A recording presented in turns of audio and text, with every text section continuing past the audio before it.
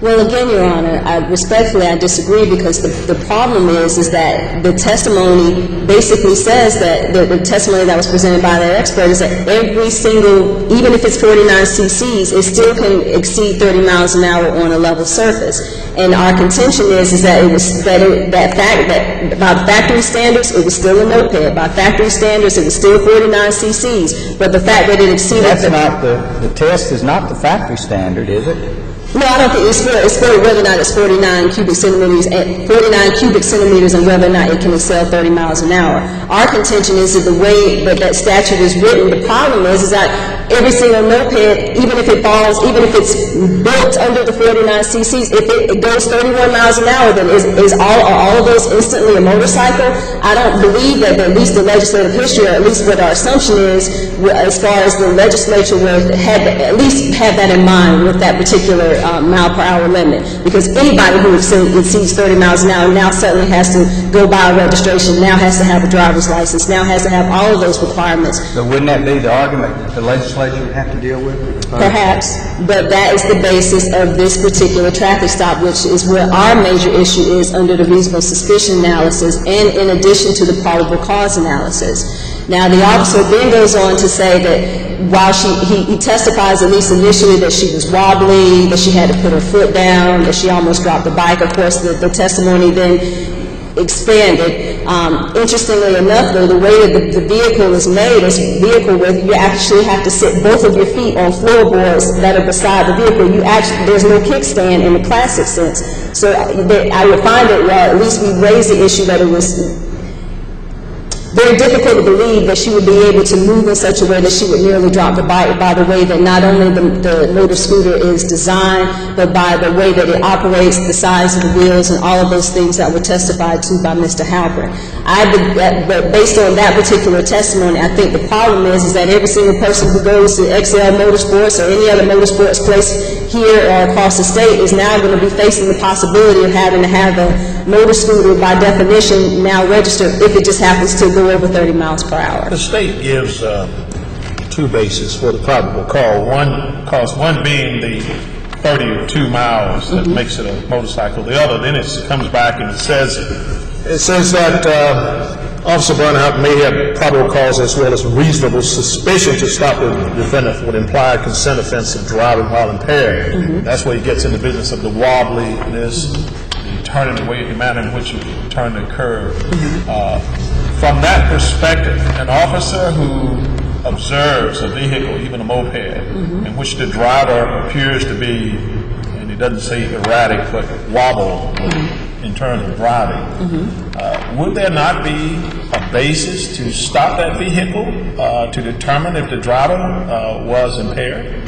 Well, I believe, of course, we know the standard is an objective standard as far as that's concerned. And for however many seconds that he observed her, he said he saw her wobble, he saw her make a legal turn, he said he never saw her interfere with traffic. He says that she got into her lane of travel, cars passed her safely. But do you have to interfere with traffic? In other words, you could be on a farm road completely by yourself, wobbling and traveling all over the place. There's no traffic whatsoever around. A helicopter could see you from the sky.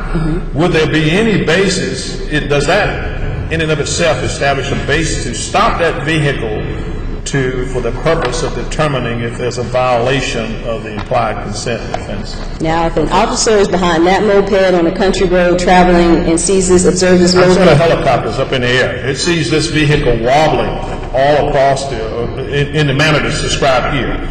And there's an objective determination that that driver appears to be impaired. It has a reasonable suspicion, so to speak. Is that a sufficient basis to then call an officer to stop that vehicle? I don't agree.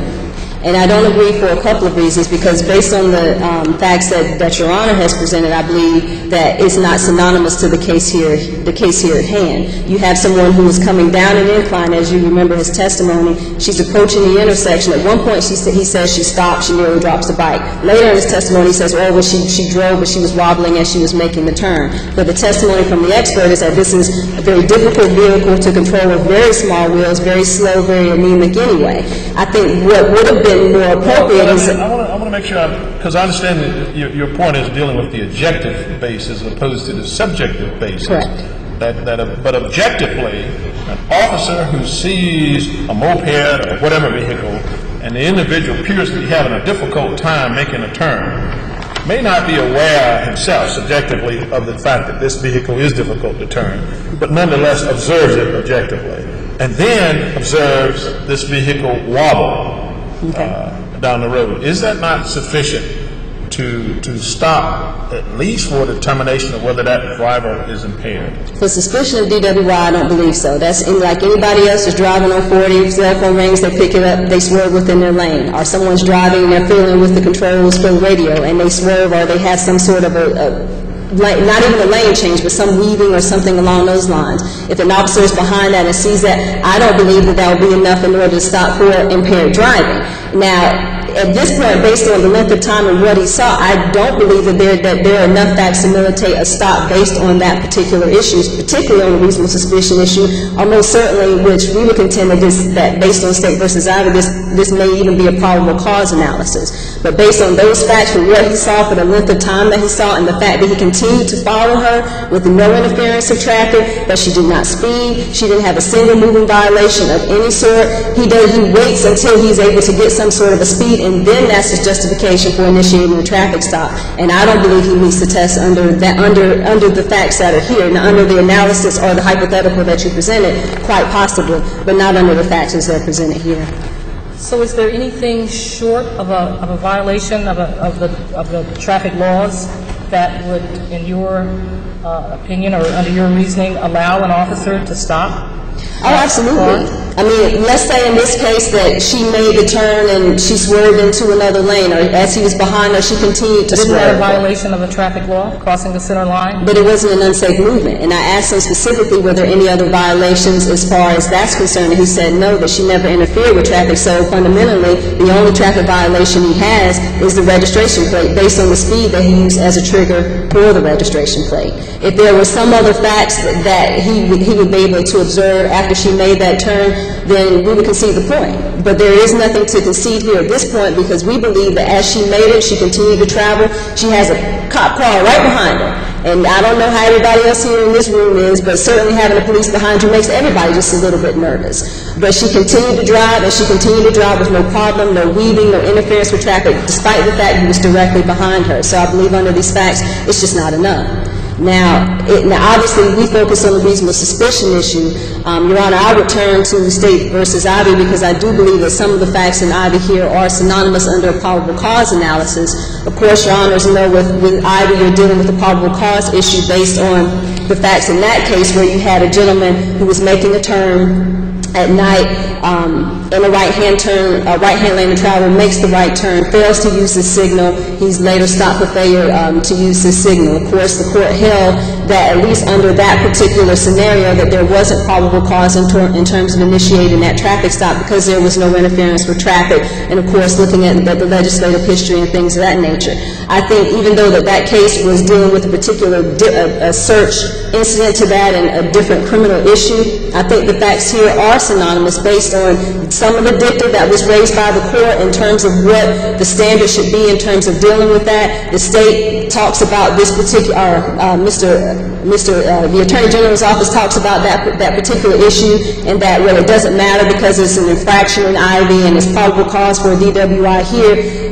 But still, if you're using the registration requirement, which in and of itself is still a minor offense, I do believe State versus Ivey would apply here, and would say that at least the court has expanded it has expanded that analysis in some point to become analogous or synonymous with this case. But isn't the registration requirement one of the two justifications for stopping? I mean, isn't it still true that an officer has a right to investigate whether or not a DWI might be occurring when he observes this unsteady type of driving? It seems to me that's been the law. I think there are cases that to support that, the right to investigate, even if it is short of an actual traffic violation, and perhaps even if it is short of an unsafe movement. Well, I believe that the facts, if the facts in this case were different, that he would have reasonable suspicion to at least investigate. But I believe that you have more of a probable cause analysis, and even if the court rejects it, I still say that under the reasonable suspicion analysis, there just wasn't enough. There wasn't any reasonable amount of observation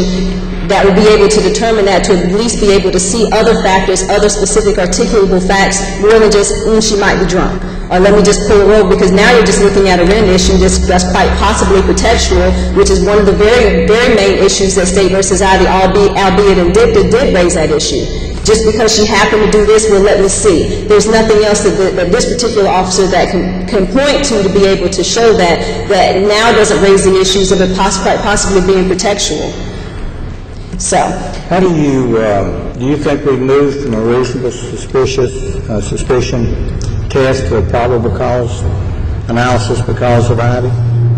I don't think the court has embraced that fully, because I will agree that a lot of that is in dicta. But I would say, particularly with DWI cases or cases where there are searches involved, and some of the issues that the court raised, particularly the driving while black issue that raised in the Wren analysis that came along with that, I can't say, or I don't believe that the court has moved completely to that probable cause issue. I can tell you from my practice, I've raised Ivey in very similar situations based on the analysis that was dealt with the probable cause as far as that stops for DWI subsequent to that decision.